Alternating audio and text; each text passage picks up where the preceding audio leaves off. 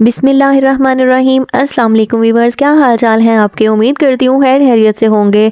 तो आज मेरे दिन का आगाज़ हुआ तो साथ ही बच्चों की फरमाइश थी। उनके स्कूल में एक छोटी सी पार्टी थी, चूँकि उनकी साल का अख्ताम हो रहा है तो टीचर्स ने सब बच्चों को घर से कुछ ना कुछ लाने के लिए कहा था। सब बच्चों ने कुछ ना कुछ लेकर आना था। हमारे हिस्से में पकोड़े आए जी, पूरी क्लास के लिए बनाने थे। काफ़ी ज़्यादा बनाना था मटेरियल, तो इस वजह से मैं सुबह ही सुबह काम में लग गई, क्योंकि 11 बजे तक मुझे ये डिलीवर करना था। तो मैं बस बच्चों को छोड़कर आई तो मैंने और कोई काम नहीं किया और मैंने पकोड़े बनाने की तैयारी शुरू कर दी। ये देखें जी, मैं आलू काट कर छील कर उनको धो रही हूँ अच्छे तरीके से, क्योंकि आलू के ऊपर मिट्टी काफ़ी ज़्यादा लगी हुई थी तो धोने में थोड़ा सा टाइम लग गया। ये देखें जी, मेरी छोटी बेटी की फरमाइश थी कि मेरे लिए अलग से आपने जो है वो फिंगर चिप्स बनाकर मुझे देने हैं। बाकी दोनों बच्चों की तो पार्टी थी तो इस वजह से उन्होंने तो पकोड़े खाने थे, फिर ज़ाहिर बात है छोटे बच्चों का भी दिल करता है। उसकी पार्टी नहीं थी तो इसलिए मैंने उसके लिए चिप्स बनाए। तो ये देखें जी, पालक मैंने पहले से काट कर रख दी थी, रात में ही काट दी थी, क्योंकि पालक को काटते हुए थोड़ा सा टाइम लगना था। तो काटने के बाद मैंने इसको भिगो कर रख दिया था। इस तरह से सारी डस्ट और मिट्टी जो है वो नीचे बैठ जाती है, जैसे कि आपको नज़र आ रही होगी। तो फिर मैंने इसको स्टेन कर लिया और साइड पर रख दिया। ये देखें जी, मेरे आलू कट चुके हैं और मुझे थोड़े से कम लग रहे थे तो मैंने सोचा कि 3-4 और डाल देती हूँ ताकि बच्चों को कम ना पड़ जाएं। तो बाउल भरकर बनाए थे जी, काफ़ी ज़्यादा टाइम लग गया। इसमें 3-4 प्याज काट कर मैंने ऐड कर दिए और ये देखें जी, आलू बाकी कटे हुए भी मैं बीच में डाल रही हूँ। कैबेज डाली थी, थोड़ी सी सब्ज़ मिर्च डाली थी, कुटा हुआ लहसुन डाला था। लहसुन तो भाई मेरी फेवरेट चीज़ है, मैं हर चीज़ में डालती हूँ लहसुन अदरक, मुझे बहुत पसंद है और यकीन करें इसका टेस्ट भी बहुत अच्छा आता है। आप लोग भी ट्राई कीजिएगा, बहुत अच्छे बनते हैं इस तरह से। ये देखें जी, मैंने पालक, धुली हुई पालक जो है वो मैंने इसमें डाल दी है, ऐड कर दी है और अब मैं बाकी चीज़ें भी इसमें डालूँगी। बेसन मैंने डाला था, बेसन मैं कम डालती हूँ, आलू ज़्यादा डालती हूँ, क्योंकि आलू ज़्यादा खाने का मज़ा आता है। बीच में बेसन कम होना चाहिए पकोड़ों में। बाज़ारी पकोड़ों में बेसन का इस्तेमाल थोड़ा सा ज़्यादा करते हैं, लेकिन घर पे तो बंदा अपनी मर्ज़ी से बनाता है ना, जिस तरह के उसने खाने होते हैं वो वैसे बनाते हैं। और कोई शौकिया बात नहीं है इसमें, हकीकत है बिल्कुल भी। टीचर्स ने बहुत तारीफ़ की थी मेरे पकोड़ों की और आप लोग भी ट्राई कीजिएगा इस तरह से। ये देखें जी, मैं बाकी इंग्रेडिएंट्स भी ऐड कर रही हूँ इसके अंदर। नमक मिर्च खूब मसाले भर के डाले थे, क्योंकि ज़ाहिर है चस्का लगाना है तो फिर आप अच्छे से लगाएं। चाट मसाला भी डाला था, अच्छा खासा डाला था मैंने, क्योंकि ये बहुत बड़ा बाउल था। कम से कम ये सारा जो मटेरियल इसके अंदर मैंने ऐड किया है, ये 2 किलो तो होगा कम से कम। तो ये देखें जी, ये सोया सॉस में डाल रही हूँ, थोड़ा सा सिरका डालूँगी बीच में, इससे बहुत अच्छा टेस्ट आता है पकोड़ों में। आप लोग भी इस तरह से ज़रूर ट्राई कीजिएगा। ये अलग से जो मैंने छोटी के लिए बना कर रखे थे, फिंगर चिप्स बना रही हूँ मैं, फिंगर फ्राइज़। और ये देखें जी, इनको मैंने नमक लगाया और कॉर्नफ्लोर लगाकर इसको मैं फ्राई कर लूँगी। सबसे पहले मैंने ये डाल दिए थे, क्योंकि पकोड़े बनाने में काफ़ी टाइम लग जाता है। ये देखें, मैंने बाकी मेथड भी बना कर रख लिया है और बारी बारी इसको भी फ्राई करने की बारी है। मेरे मित्रों, भराओ ते भैनों, ਤੁਹਾਨੂੰ देखने च यह सारा कुछ कितनी जल्दी जल्दी लग रहा होएगा, लेकिन इनू बनांदियां बनांदियां 3 घंटे मेरे लग गए सन। देखो जी, फ्राइज़ मेरे जेड़े ने हो गए ने तकरीबन रेडी। हुण मैं इन्हां डिश आउट कर लांगी ते फिर वारी वारी पकोड़े तलने दी वारी है। क्योंकि हम लोग पंजाबी हैं तो मैंने सोचा कि थोड़ा सा पंजाबी टच आ जाना चाहिए, ताकि मेरे बहन भाइयों को पता चल जाए कि मुझे पंजाबी आती है। ऐसी वैसी कोई बात नहीं है। तो ये देखें जी, तकरीबन मेरा काम हो गया है रेडी। अब मैं पकोड़ों को तल रही हूँ। अब जो भी टाइम लगा है वो इनको तलने में ही लगा है, क्योंकि बाकी चीज़ें तो मेरी रेडी हो चुकी थी। और बारी बारी ये देखें, मैंने पकोड़े तल लिए और इनको ना लो फ्लेम पे तकरीबन मैंने इनको बनाया है, क्योंकि तेज़ आंच पर पकाए तो आलू कच्चे रह जाते हैं बीच में। सबसे पहले मैंने 3-4 पकोड़े निकाल कर चखे। मैंने कहा नमक मिर्च चेक कर लूँ, कहीं ऐसा ना हो कि बिस्ती हो जाए, टीचरें बोले एक ही बना के ले आंदा सू। तो इस वजह से मैंने 3-4 पहले निकाले, उनको ट्राई किया और वाकई नमक कम था।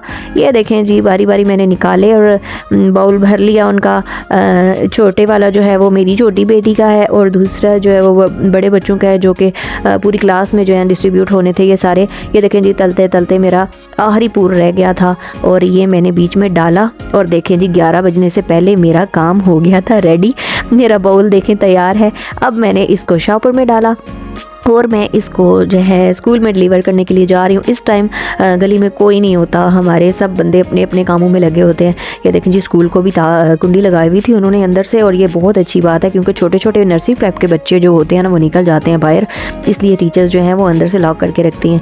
ये देखें जी, मैंने छोटी को लंच बॉक्स दिया है यहाँ पर, और थोड़ा सा क्लास का व्यू मैंने क्या आपको दिखा दूँ, देख लिया आपने। तो बस फिर मैंने बच्चों को चीज़ें दी और अब मैंने ली वापसी की राह। घर जाकर भी बहुत सारा काम करना है भाई। कल जो मैंने मलाई निकाल कर रखी थी, ज़ाहिर बात है वो पोस्टपोन हो गई क्योंकि बहुत ज़्यादा काम था कल करने के लिए, तो मैंने सोचा कि बाकी का काम मैं कल कर लूँगी। इस वजह से ये काम भी करने वाला रहता था। चूँकि हांडी बनी हुई थी तो मैंने सोचा कि घी बना लिया जाए। पूरा महीना जमा करने के बाद ये थोड़ी सी मलाई जमा हुई थी।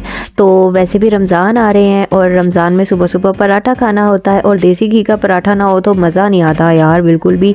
तो इस वजह से मैंने काफ़ी अरसे से घी जमा करना शुरू किया हुआ है। तो बस फिर मैंने सोचा कि मैं घी बना लूँ थोड़ा सा। ये देखें जी, मैं इस तरह से बनाती हूँ घर पे घी, क्योंकि थोड़ा सा होता है, बिल्कुल जमा कर कर के ये थोड़ी सी बनती है। ये देखें जी, मक्खन बिल्कुल ऊपर आ चुका है और काफ़ी टाइम लग गया था इसको बनाने में भी। और ये देखें, आपको नज़र आ रहा होगा कि ये मक्खन ऊपर आ चुका है। अब मैं इसको बाहर निकालूंगी और इसको अच्छी तरह से निचोड़ूंगी, यहाँ तक कि छोटे छोटे कतरे भी जो इसके अंदर रह गए हैं ना पानी के, वो मैं निचोड़ लूँगी जितना हो सकता है उसको खुश करके। फिर मैं उसको जो है वो सूखने के लिए डालूँगी। इस तरह से लस्सी जो है वो कम रह जाती है और आपका टाइम बहुत ज़्यादा नहीं लगता।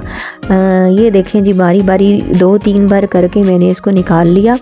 ये मक्खन मैंने डाला था, ये गर्म हो रहा है और ये बाउल भी खाली हो चुका है। आहिस्ता आहिस्ता करते करते ये मैंने सारा निकाल दिया।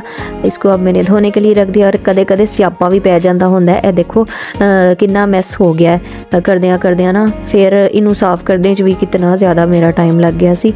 लेकिन ये देखें, कोई बात नहीं है, फिर काम कर रहे हो तो फिर काम ख़राब भी हो ही जाता है। और मैंने देखें मिनटों में साफ़ भी कर लिया।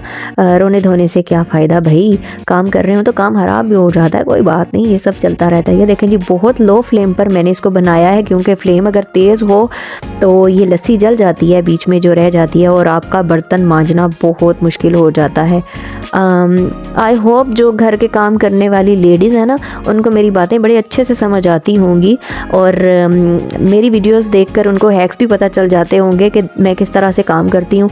भाई हमें भी इसी तरह कुछ व्लॉगर्स हैं जो मेरी बड़ी फेवरेट हैं, मैं उनको जो है वो मेरी क्या कहते हैं इंस्पिरेशन है, मैं उनको देखती हूँ और कुछ टिप्स जो हैं वहाँ से हमें मिल जाते हैं, कुछ हमारे जो हैं वो आप लोग फॉलो कर लिया करें। तो बस फिर इसी तरह कहते हैं कि ये ग्लोबल विलेज है, दुनिया जो है बन गई है, तो एक दूसरे से इसी तरह हमें टिप्स वगैरह मिल जाती हैं। ये देखें मेरा कितना अच्छा घी बनकर तैयार हो गया है। यकीनन बाहर से लाया जाए जो घी वो इतना वाइट नहीं होता। ये देखें, ये बिल्कुल भैंस के दूध का है और ये कितना वाइट है ना। जो बाज़ार से ले वो तो येलो येलो होता है, पता नहीं क्या क्या उन्होंने मिक्स किया हुआ होता है, लेकिन घर जो खुद हम निकालते हैं ना उसकी तो बात ही कुछ और होती है। ये देखिए मैं इसको स्ट्रेन कर रही हूँ। लस्सी बिल्कुल सूख चुकी थी, आपको नज़र आ रहा होगा कि ये बिल्कुल थोड़ी सी है, बीच में बहुत ज़्यादा नहीं थी।